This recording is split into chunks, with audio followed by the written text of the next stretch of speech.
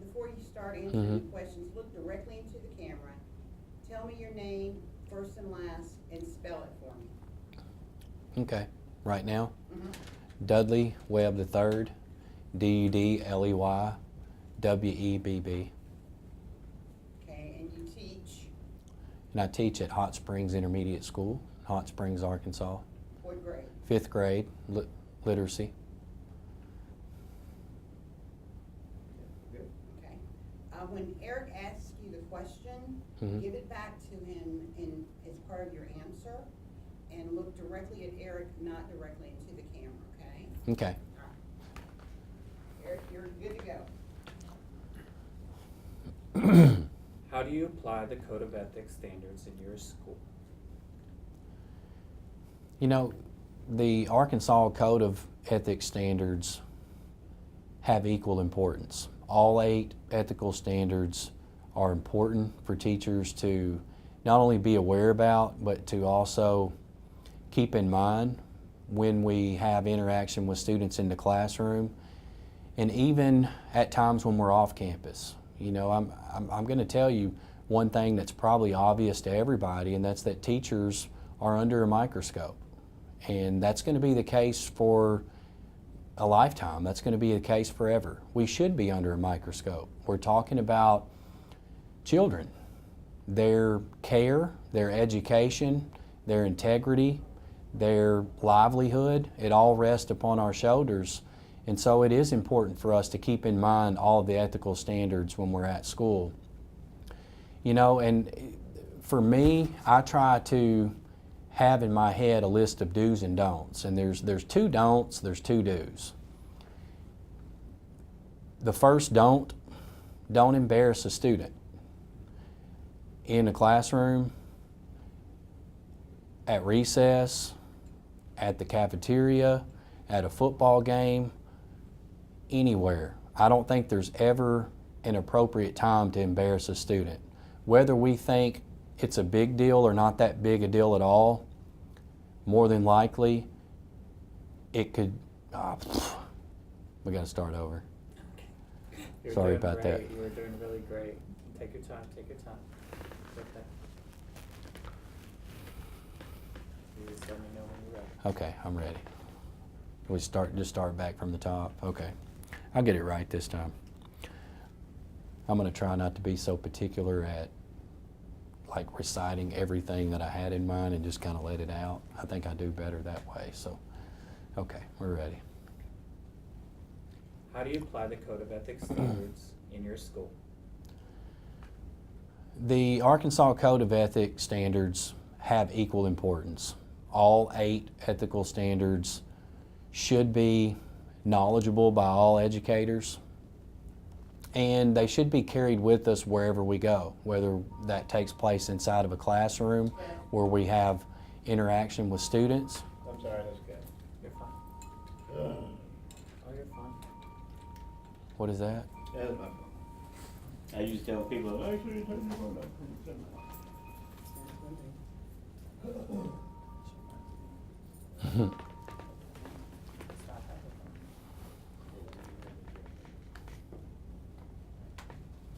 But you're doing good, Yes. and your look looks so good. I was starting to dance with this. I was like, man, this is cool. Let's just keep this popping. Good. Actually, I'm waiting on the vet to call. I'll put it on vibrate. I had to put one of my kids in this one. Uh-oh. Yeah. Are they okay? Yeah, I think so. I think she just has arthritis like her dad. She's like, I think she's 10 years old.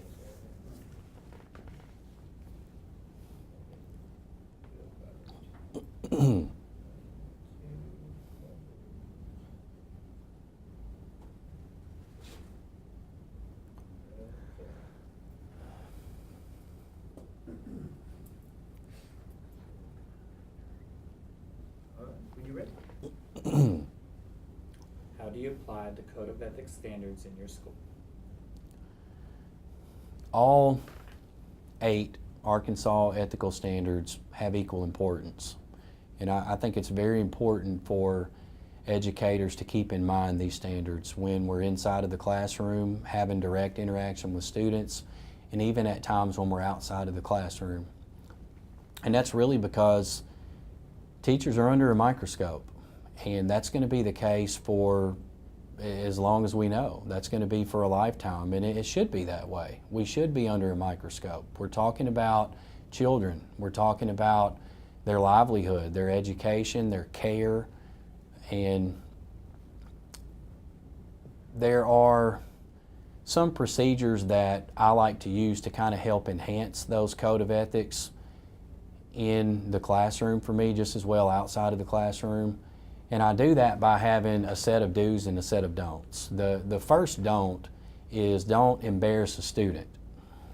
Whether we think it's that big of a deal or not that big of a deal at all, it could very well be life or death to that student. I think one thing we adults know is that children value their reputation amongst their peers. And if we were ever to tarnish that reputation by embarrassing that student in front of a large group of their peers, it could be life-threatening. They could take it to the extreme, and I don't think any of us want to ever be in that position at all. And you know, we're talking about students now, but I think it's fair to say that we should also keep that in mind when we're dealing with fellow educators as well, other teachers, other administrators, staff, anybody that we come into contact with on campus, and even the parents of those children and other stakeholders around the community. We've got to maintain that professionalism with everybody that we encounter through education, because teachers have a tag, and it's important for us to make sure that that tag shines bright. The second don't is don't cross that sexual line. And this is an area that can get very gray at times. I look at it as though if you think to yourself, should I say this to that student? No, you shouldn't. If you're thinking about it that much, should I say this to that student? You probably shouldn't do it. You know, if it's got the potential to create some type of harm, it's better to be safe than sorry, and just don't do that at all. And there are so many lines that can get crossed in that sexual encounter with students and even with other educators, that it's better just to always carry that professional image. You know, social media is a big deal today. There's Facebook and Twitter and Snapchat, Instagram. So there's many avenues where direct communication can take place between students and teachers. And I think you just have to be cognizant of what you say and how you say it to students. And it's probably better just to not have any relationship with the student on social media at all for that very reason, because those direct conversations, you know, can be harmful in the long run. So, and you know, as far as the physical contact is concerned, yeah, you know your students. And I think the physical contact part, even though, again, that's a gray area, you have to be cognizant of what you can and can't do with a child. There are probably some children who don't have a lot of love at home and empathy, and they look forward to coming to school because they know Miss Smith is going to give me a hug. You know, I don't have that at home, but I know as soon as I get to school, Miss Smith is going to be waiting on me at the door. She's going to give me a hug. I'm going to feel good about today. I'm going to do the best job that I can. And if that's the case where you are at school and it's deemed appropriate and you keep it appropriate, then maybe that's safe to do. But then at the same time, there are students who may not be as receptive as that one student is. And I think we have to be cognizant of that. Because if you were ever to give a hug or even a high five to a student and their reaction is, "What are you doing touching me? Why are you touching me?" Even though you haven't really caused too much physical harm, from a technical perspective, you cross that line, that sexual line. So there again, I think it's situational. You know your students. We all know our students. We know who relies on that hug and who maybe we should ask that question to the student, or there again, if we think it might cause a problem. If you're thinking about it that much, probably better just not to do that at all. And I think by following those don'ts, it will kind of help enhance our ability to keep all of the other ethical standards in mind. And that leads me to the do's. The good do's. Do praise a student. You know, I know a man at my school years ago who once said, even broke clocks are right twice a day. So for that student that many of us have in class who can't turn his homework in on time, his parents don't always believe us when we try to explain his behavior that's taking place in class. The same student has trouble working with other students when doing cooperative learning assignments. He acts out in class and so forth. There's still something that student is doing right. And I think it's up to us to identify what it is that he or she is doing right. And by so doing, we have to let that student know, listen, I appreciate you doing that right in class. I saw you do this today. I want to just tell you that I'm proud of you. I think you have the greatest potential. And you know, those little comments, that little bit of interaction with that student is sometimes all it takes to correct all of the other behaviors that have been posing small problems or even big problems for us in class. Those students will fix it on their own when they know we care, when they know we're showing love in the classroom, when they know that we care about everybody in that classroom, and they know it because we mention it in class, because we provide that praise to those students in class. When they see all of those great things that teachers are doing to rise, when they see that teachers are going above and beyond to shine light on the great things that students are doing in the classroom, they take the time to fix their mistakes. Hey, just yesterday, Mr. Webb told me that I have a good smile. Just yesterday, Mr. Webb told me that he's proud of me for bringing a pencil. Those two little comments right there that only took a small portion of thought, a small portion of time for me, that's going to be exactly what I need to help that student be reflective over the other behaviors that are taking place in class. Hey, because Mr. Webb was nice to me on my way into class, you know what? I'm going to turn my homework in on time this week. You know what? I'm going to be honest with my parents at home. I'm going to tell my parents the truth. You know what? Because Mr. Webb was nice to me, I believe I'll try a little bit better to get along with other students in my class. Because Mr. Webb was nice to me, I think I'll kind of not act out as much in class. So I think the praise that we provide to the students is sometimes the best backbone that we can rely on to help curb and correct the other misbehaviors that take place in class.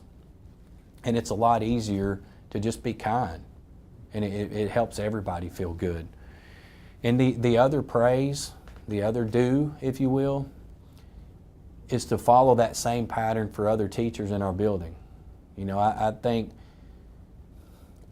one of the greatest pleasures that maybe us teachers have is just to know other teachers think what we're doing in the classroom is working well with students.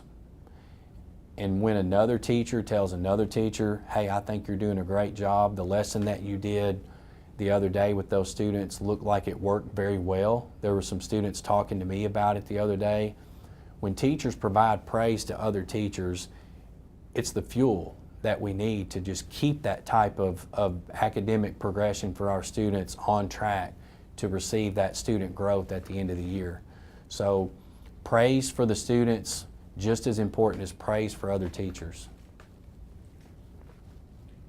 What are the adverse effects of a teacher not maintaining a professional relationship with students?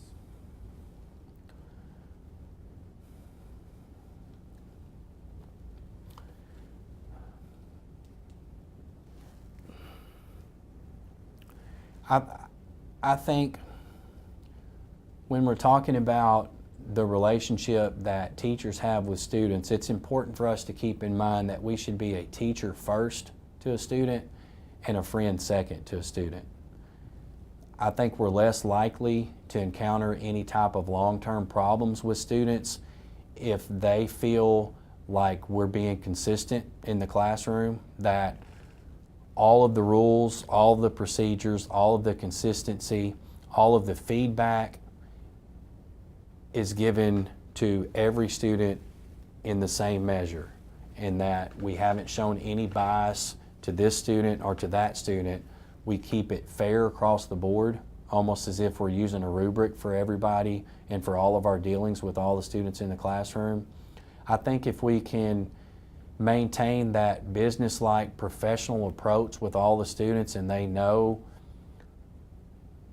they can expect to have that type of rapport with us on a daily basis, they're less likelihood to show any signs of acting out in the classroom. Because I think what could happen if you take more of a friend approach with a student is if they were to receive, like, you know, a C or a D on an assignment or on a project or on a homework piece, and they feel like they established a friendship with us instead of that teacher-student rapport, they may find fault with us for not just giving an A. You know, hey, you're supposed to be my friend. What are you doing giving me a C? You know, that kind of approach can take place, and that's scary. So if we don't ever cross that kind of boundary, if you will, from the get-go, and we always maintain that the rules that apply in my classroom are for everybody and not just for a specific set of students, or just for him or for her, but not for him or for her. If we keep it firm and fair and consistent with all of the students in the classroom, I think we're less likelihood to encounter any type of challenging problems with students in the future. What advice can you give to educators as it relates to the proper use of social media?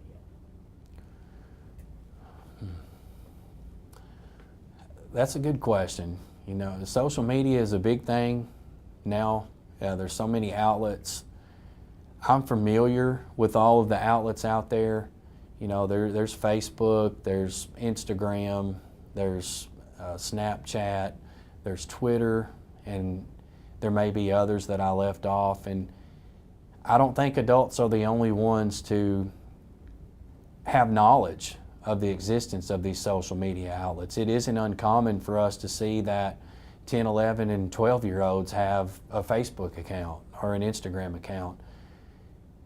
And you know, that's the way that a lot of communication is done today. However, the advice I would give to young educators and just educators in general in terms of using social media is to not have a direct link with students, whether it be in Facebook or Twitter. I think it's safe to just limit your interaction with your students to the classroom or to school-related events, or just to those ever so often encounters that we might have with students and parents of students out in the community.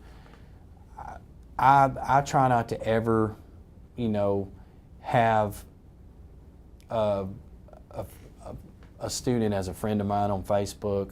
I won't add a parent as a friend of mine, and if any parent or student tries to add me on Facebook or any type of social media outlet, I decline it, but I do so in a very respectful and polite manner. You know, I try to make sure that I let the parent and the student know, listen, just for our benefit, for our safety, for the integrity of the academic and social progression that I'm trying to provide to you and or your child, it's probably better that we don't have this connection on social media right now. Now, I think once the student has graduated from school and is no longer within that K-12 range and is considered an adult out into society, I think it's pretty safe then to maybe allow that type of social media friendship to take place. But as far as the right then and right now approach, I don't think you should ever add a friend to Facebook or social media chat, Snapchat, and the same can be said for the parent as well. I think we ought to keep those lives separate. Why is a teacher's disposition so important? The disposition of a teacher is very important because it has that trickle-down effect to students. I don't think you can lie to a student. They know just about any type of emotional charge that's taking place within their teacher in the classroom. They can look at us and just sense if happiness is there. They can look at us and sense if anger is there. They can look at us and sense if nervousness is there or frustration, any type of emotional charge. Children are real quick to pick up on and sense that in a teacher. And therefore, I think whatever procedures or whatever preparations that we have to take prior to entering a classroom each morning to deliver those life-changing learning lessons to the students, we've got to take those measures. We've got to make sure that once we get to school that day, once we enter that classroom, that we've got a very professional image, that we've got a constant image, one that students are familiar with seeing on a daily basis and they're expecting it from us, because it will trickle down to the students. If we personify that I feel great, I feel happy, I feel interested in what I'm about to teach you, if we personify that image to the students, they're going to take it as well. And they're going to absorb what we're trying to teach to the students a lot better than they would if we take on that approach of, I wasn't having a good night last night. You know, kids got me up 2 or 3 times in the middle of the night. I haven't had any coffee this morning, haven't had any time to eat breakfast, got to daycare late to take my kids there. I'm just not looking forward to today.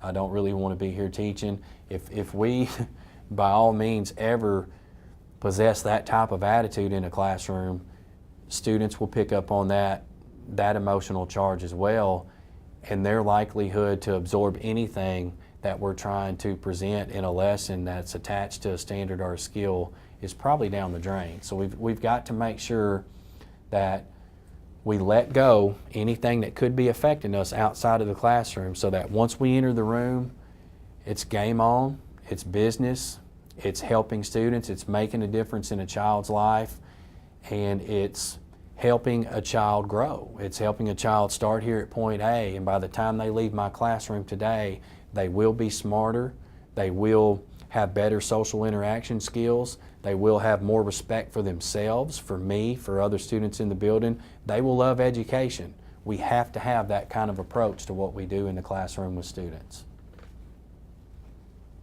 How does cursing in the classroom or in front of students affect the profession? Cursing in a classroom is a big no-no. I don't think there's any right time to curse.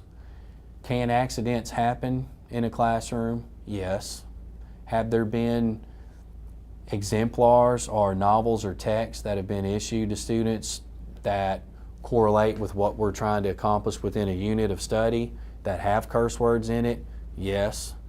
But are there ways to maybe blemish those curse words? Are there ways to take those curse words out of the exemplars so that we're still able to reach a successful rate on teaching a standard or skill? Yes.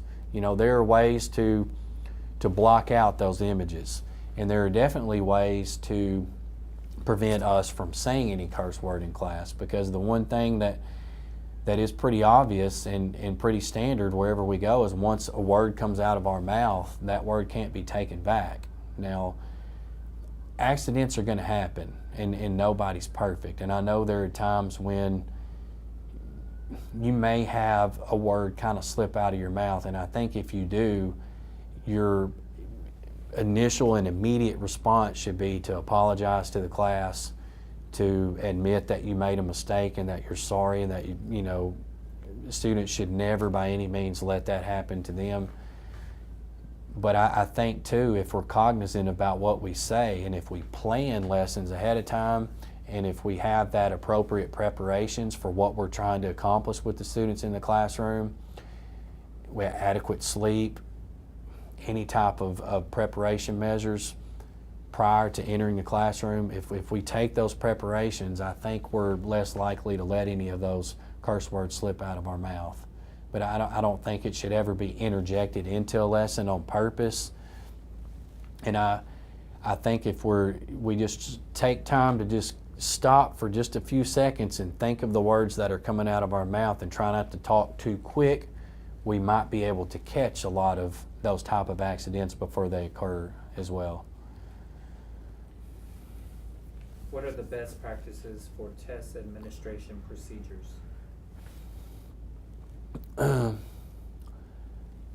ACT, the NWEA, any type of other standardized assessment that takes place with our students now in correlation with Common Core and other type of standards that we use to measure academic growth and progression in students is very important.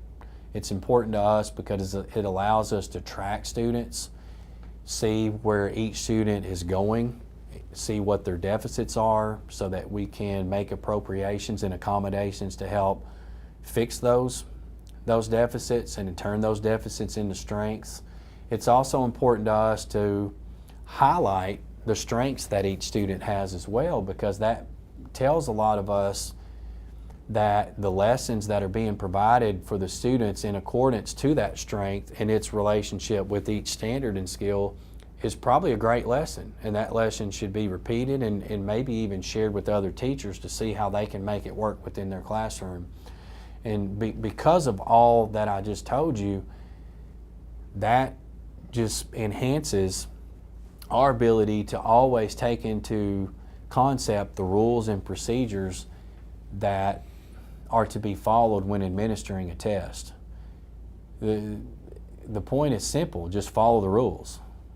No matter how pointless or how tedious the rule might be, it's in place for a reason. It's got a purpose, and that purpose is to secure the assessments so that any and all results have a less likelihood of being skewed by error or by misplacement.